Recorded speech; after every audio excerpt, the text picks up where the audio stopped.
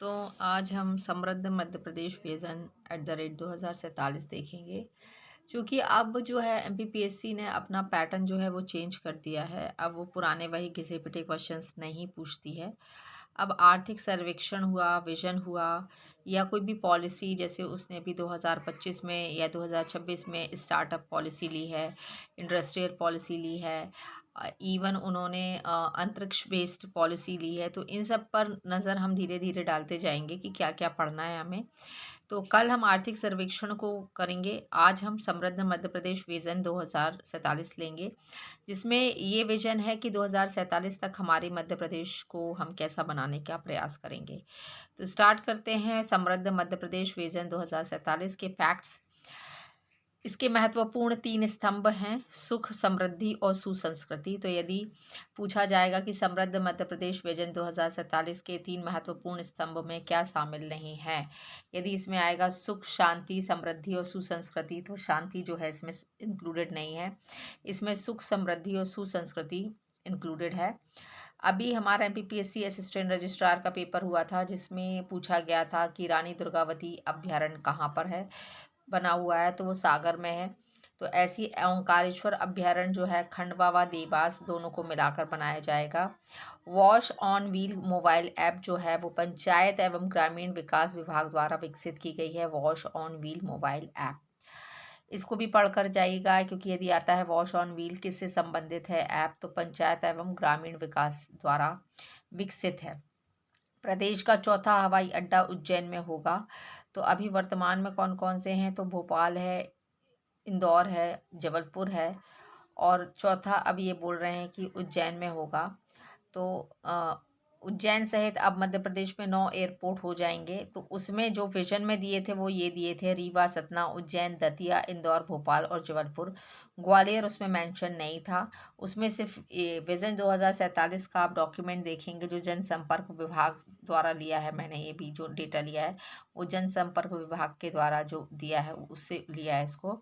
तो उसमें साफ ये रीवा, सतना, उज्जैन, दतिया, इंदौर, भोपाल, जबलपुर जो है दिए थे, ग्वालियर मेंशन नहीं था।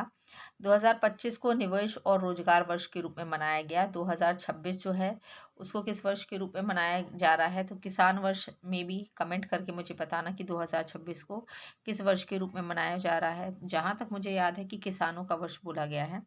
भोपाल के पास रायसेन जिले के गांव उमरिया गांव में आ रही है रेल कोच फैक्ट्री। मतलब ये एक फैक्ट है जिसे आपको याद रखना है कि रेल कोच फैक्ट्री जो है रायसेन जिले के गांव उमरिया में आ रही है। ठीक है। वर्ष 2047 तक प्रदेश को $2.5 ट्रिलियन की अर्थव्यवस्था वाले राज्य के रूप में स्थापित किया जाएगा। ये सीधा सीधा सवाल पीएससी ने पूछा है कि कितने ट्रिलियन डॉलर की अर्थव्यवस्था 2047 तक बनाने का लक्ष्य रखा गया है।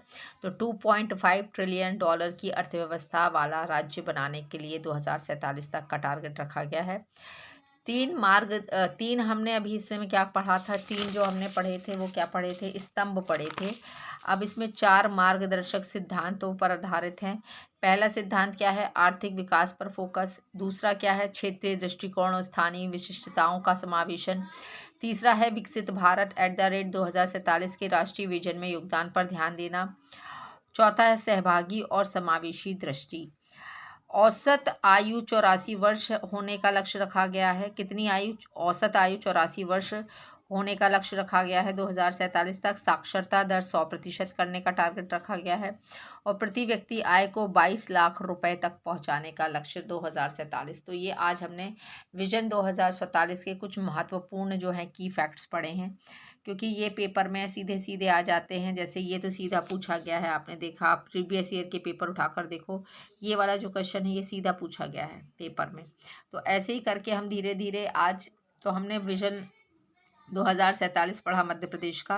कल हम आर्थिक सर्वेक्षण स्टार्ट करेंगे। अभी एक और वीडियो शाम तक आएगा जिसमें ये बता दूंगी कि आर्थिक सर्वेक्षण को पढ़ना कैसे है। हमें तैयारी, यदि हम सेल्फ स्टडी करेंगे तो वो सेल्फ स्टडी में क्या पढ़ना है कि हम कोचिंग जो पढ़ रहे हैं बच्चे उनको कंपटीशन अच्छा खासा दे पाएँ।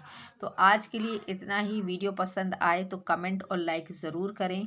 मेरे फ्रूटफुल जो नोट्स हैं वो आपके काम आएंगे, क्योंकि अभी जैसे मैं इनको पलट कर देख रही थी तो जब मैंने देखा इसमें, मैंने एक आपको वो क्रय विक्रय कराया था, शायद मुझे ऐसा याद है, क्रय विक्रय वाला जो एक इसमें था ना, मध्य प्रदेश का क्रय विक्रय भंडार गृह वाला, उसमें वो जो पूछा गया था कि कितनी विक्रय समिति में कितने लोग होते हैं। तो जब मैंने अपने नोट्स देखे, तो मैंने अभी आज पलट के इतने दिनों में अपनी किताब उठाई जब, तब मैंने पाया कि वो क्वेश्चन सीधा सीधा आया था इससे।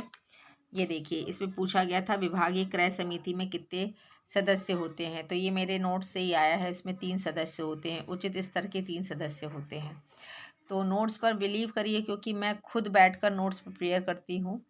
तो क्योंकि मेरा काम है, मेरा तो सिलेक्शन नहीं हो पाया, क्योंकि मैंने 2018 से 22 तक लगातार तैयारी करी, पर शायद गाइडेंस नहीं था, पता नहीं था कैसे पढ़ना है, तो शायद इस कारण मैं पीछे रह गई। बट अब मैं मेहनत करती हूँ उन बच्चों के लिए जिनके पास कोई साधन नहीं है। तो चैनल को लाइक और सब्सक्राइब ज़रूर करें दोस्तों, क्योंकि अभी मैंने अपने नोट्स देखने शुरू किए हैं कि पेपर में क्या आया क्या नहीं। तो काफ़ी कुछ हद तक चीज़ें आई हैं, तो उससे मेरा कंपटीशन इंक्रीज़ हुआ है। तो कल हम आर्थिक सर्वेक्षण अच्छे से पढ़ेंगे और आने वाले एग्ज़ाम्स की डट कर तैयारी करेंगे। सो कीप कीप गोइंग, ठीक है, स्टडी को कंटिन्यू करें कंसिस्टेंसी के साथ। आज के लिए इतना ही, थैंक यू।